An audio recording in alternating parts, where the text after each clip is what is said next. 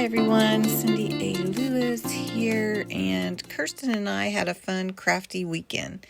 So we coffee dyed paper based on Raven Vintage's specifications, adding baking soda to the coffee and then pouring the coffee over stacks of paper.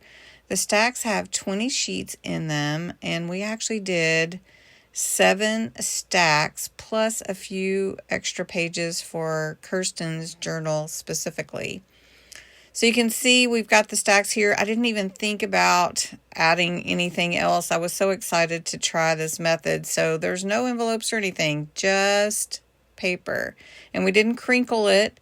So any of the little crevices or designs or anything like that are just from pouring the hot coffee over the paper.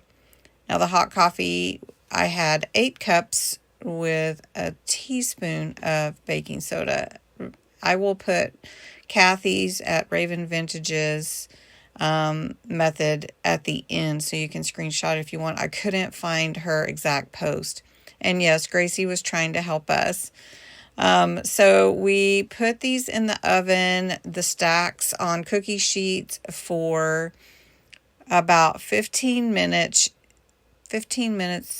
each time, and we did it twice. And then I took them out and laid them on a paper towel on my table.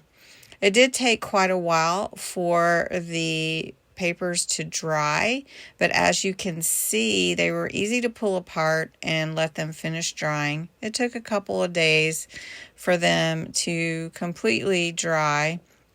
So kudos to my hubby for allowing me to leave this on the dining table for 2 days.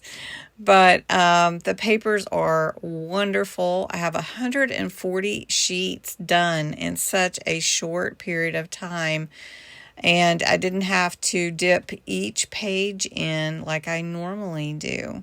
So these are the sheets. I'm giving you a quick look, and I hope you'll try the method. It was really awesome. Thanks to Kathy at Raven Vintage CA for such a great idea.